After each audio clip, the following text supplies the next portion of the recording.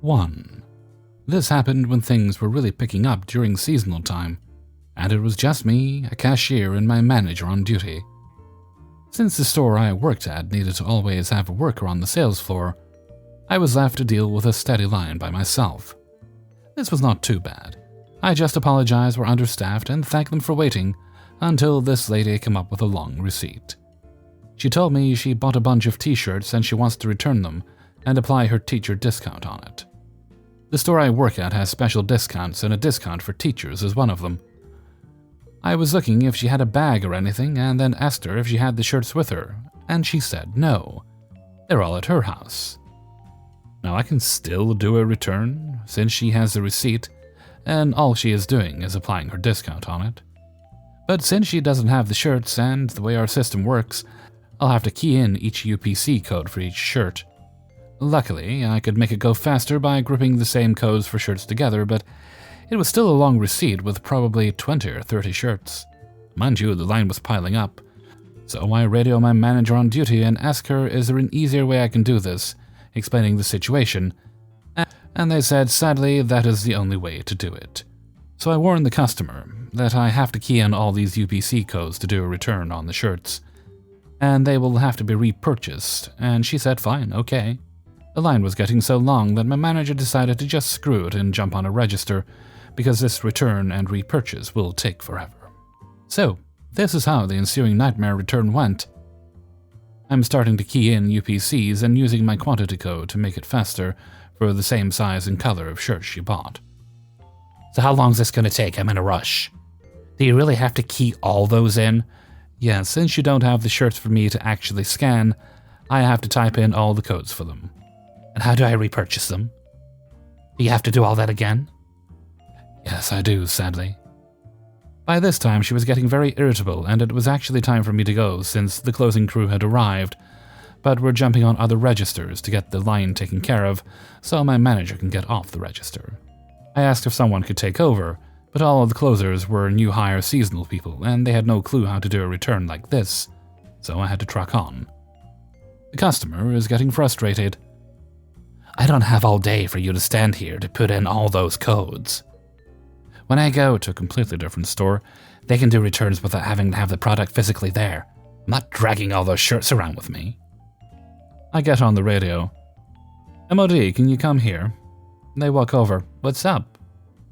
I don't have all day for her to be putting in all those codes just so I can get my discount applied on them. I don't drag my shirts around with me when I have them at home. I'm in a hurry.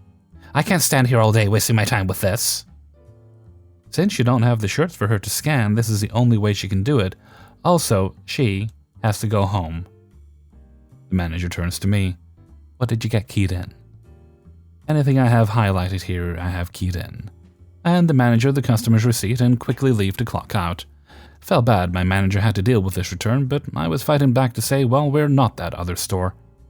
Also, I don't know why you would make yourself pressed for time when you're returning a crap ton of product and don't bother bringing the product to make it easier. Even just bringing one of each shirt she bought would have been easier. 2. To start this off, you'll need some context. I worked for a growing Midwestern convenience store chain. I won't say which one, but if you're from the Midwest, you can guess which one. I worked at the store for 8 years as of last August. I finally moved up in the company and regret not doing so sooner. The store was decent, it was 10 minutes from my house, it was fairly busy, and the people I worked with were decent enough. There were a few ass-kissers and a few that didn't like me, but I just kept my distance and did my job. As far as customer complaints went, I got more praise than anyone else. As far as coworker complaints went, I was top of the shit list most days for stupid things people were too scared to talk to me face to face about.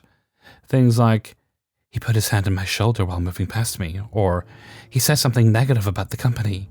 Just pretty dumb things that should have been addressed in the moment and not brought to the store leader. Speaking of him, the store leader was hardly ever there. He worked his first shift and spent a majority of the time either in his office, outside, or in the kitchen doing menial work like dishes or running the prepped food to the hotspot unit.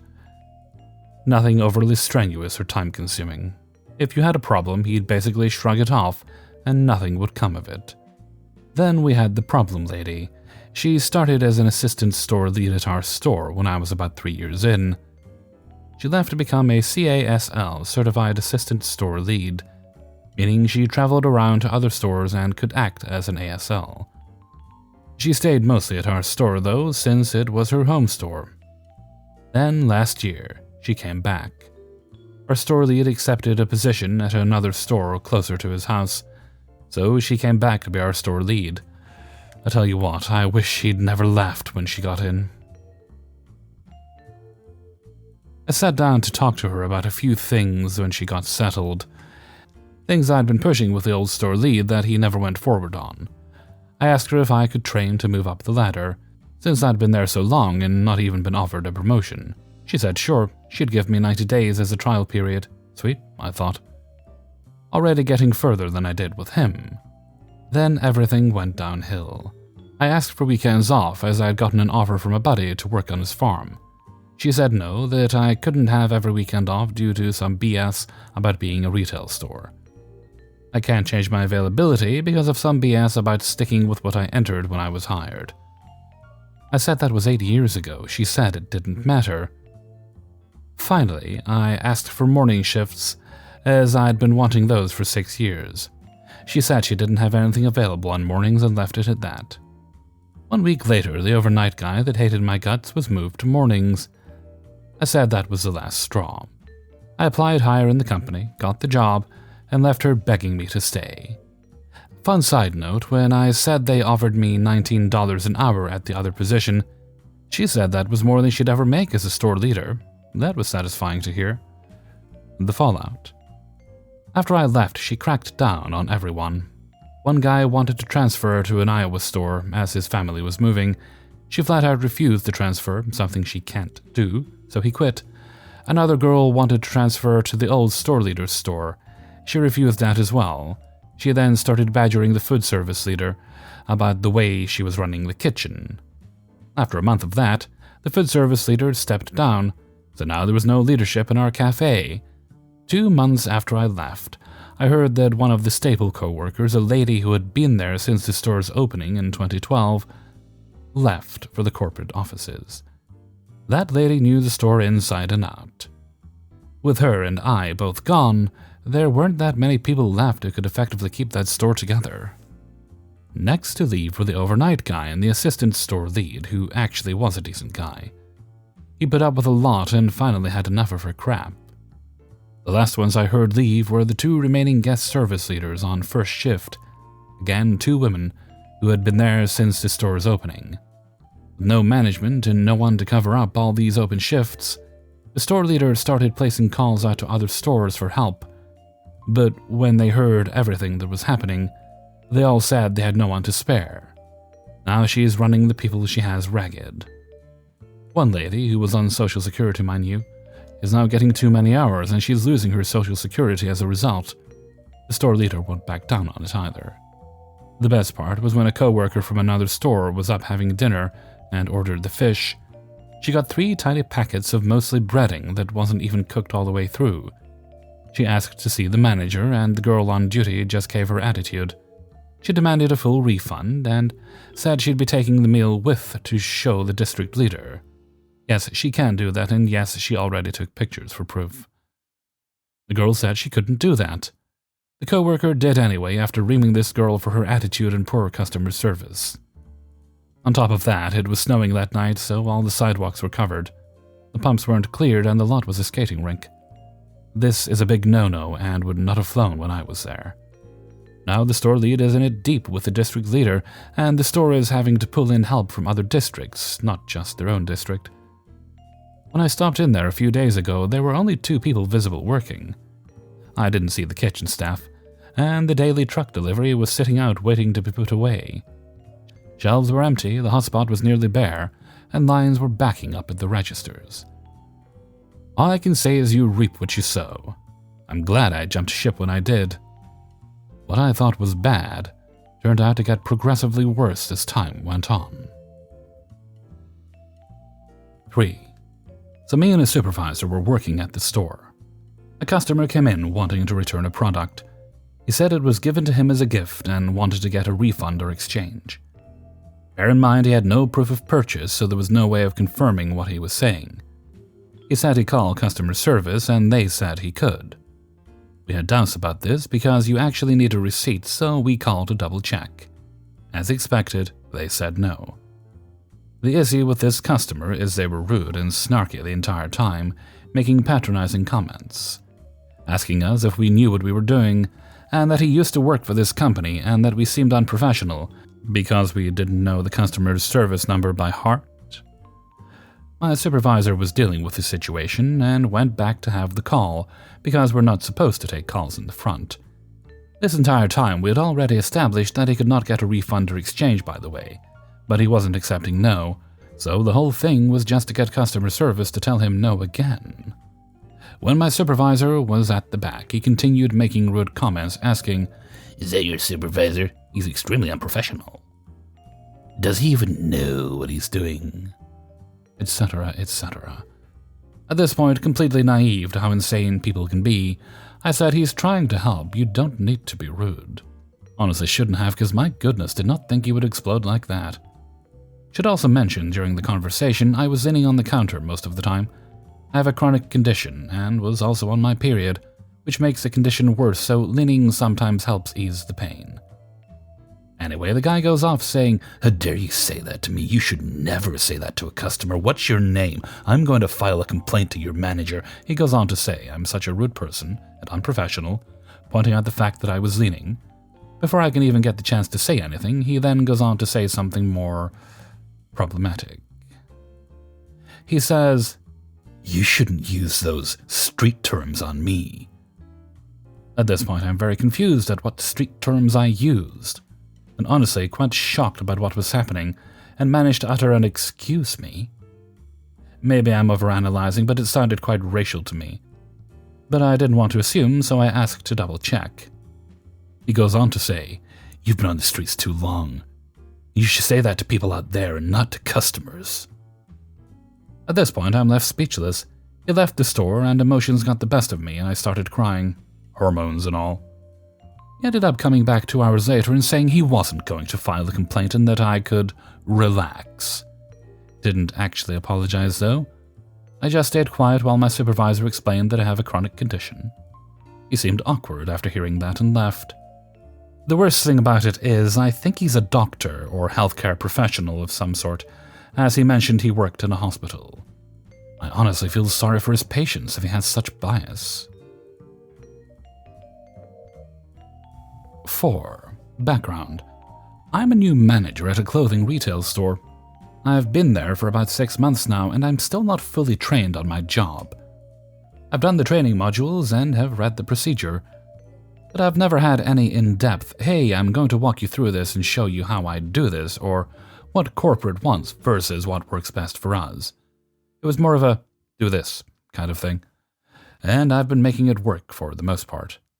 My other managers are very helpful with filling in the gaps, but my performance is still rough around the edges because of this. I do always try my best all the time with what I do, because that's who I am as a person.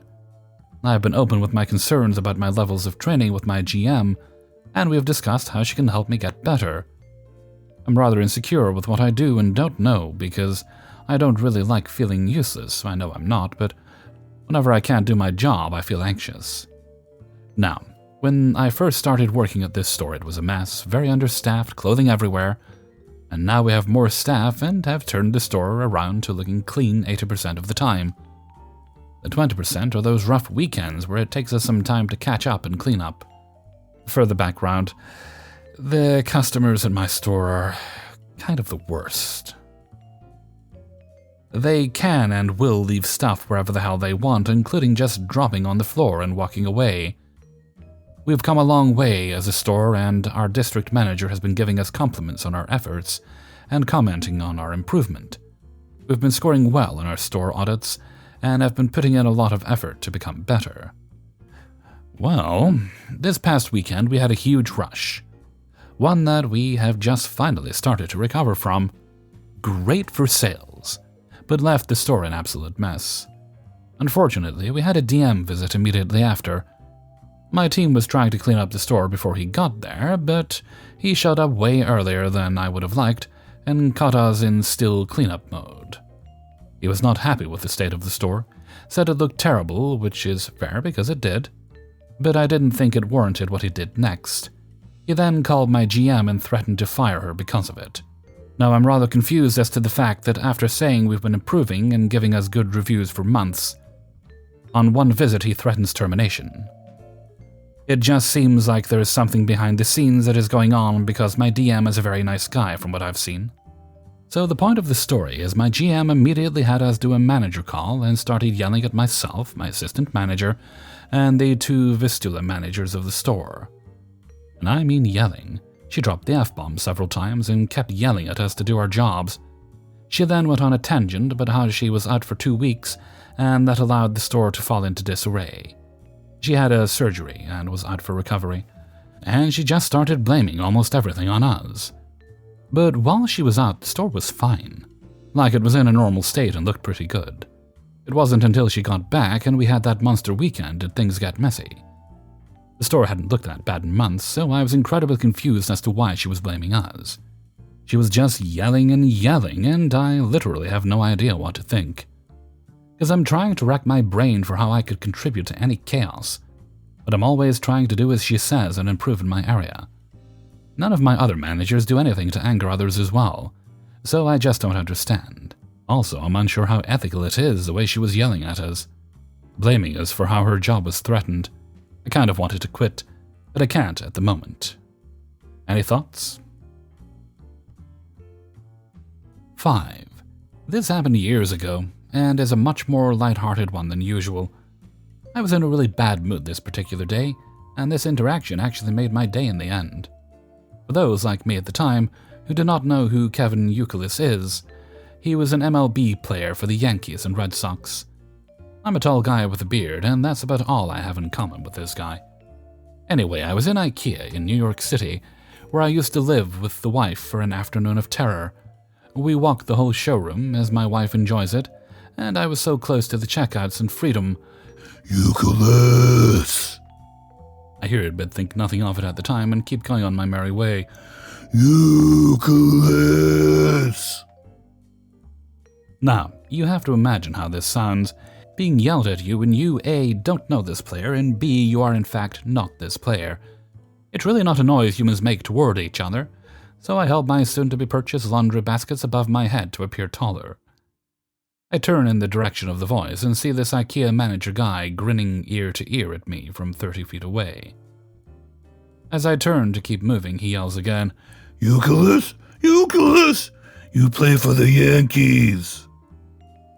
I finally catch on to what is happening, and I immediately say, in my Australian accent, Oh, nah man, sorry, not me, and give him a nod and go keep moving then. Bro, I know it's you, don't lie to me! With an even bigger grin. At this point, we're a little closer, and I said to him, Bro, I really don't play for the Yankees. Alright bro, sure thing, you killed us the other night. I'm guessing he was a Sox fan, as they'd just played. At this point, I'm starting to wonder if I am in fact a pro baseball player, as this guy is really relentless. I said, dude, I swear to you, I don't play for the Yankees. He gives me this, alright, I understand you're trying to keep it low-key look, and gives me a nod. And one of those things where you hammer your own chest in solidarity and lowers his voice like he understands what I'm saying and says, Oh yeah, I got you, bro. I hate that you got traded from us, but I fucking love you, man. You were a real hero of mine. At this point, I realize I can keep fighting this or make this guy's day, so I said something like, Yeah, you got me, thanks for understanding. It can get crazy sometimes. Yeah, I wasn't happy being traded either, but hey, with all that Yankee money, I can at least shop at IKEA now. He lets out an amazing belly laugh and comes in for a fist bump. I say, Okay, man, glad to meet you, thanks for saying hi. He says, Right on, man, God bless, and proceeds to start telling everyone close to him, That's Youkilis from the Yankees. This happened about 10 years ago, and I still from time to time think back to that moment and wonder if that guy still cherishes the time he met Youkilis at the IKEA in Red Hook, Brooklyn. I'd like to think he recalls it regularly, and it gives him a small happy feeling like it does me. The not Euclid Sky. And that was the time I didn't work for the Yankees. Hey everybody, Hellfreezer here, and thank you very much for listening to Adventures in Fast Food and Retail, episode 169. And thank you very much to everybody who allowed me to use their stories in this video. Okay, I think we actually have another birthday shout-out to do today. I say think, by which I mean I know, because I checked earlier. Today's shout-out goes to Dylan, and he is 26 today. Wait, is this Wednesday? Yes, it is. Yes, he's 26 today. I hope you have a great day today, Dylan. And if you don't know who I am apparently the king of birthdays, so you are allowed to celebrate all through May as well. Why not? Have a good time. Yeah, for a minute I thought this was February, but no, we moved on from there. Now, before I go, I'd like to sing happy birthday, and hope you have a great one. Happy birthday to you. Happy birthday to you. Happy birthday, dear Dylan. Happy birthday to you. Alrighty, let's move right along to Hellfreezer's question of the day. And today's question is: food you would like to be different colors. Yes, I know, at last we're back to the food ones. I couldn't stay away for too long. I would like it, I probably could by using food dye, if I could make like mashed potatoes blue or something like that, just for the hell of it. I love potatoes, I love mashed potatoes, but sometimes I think it really should be blue. Maybe not everyone feels that way. Let me know what you think in a comment below. And with that, I'm going to head off for now. So until next time, thank you very much for listening, and take very good care of yourself.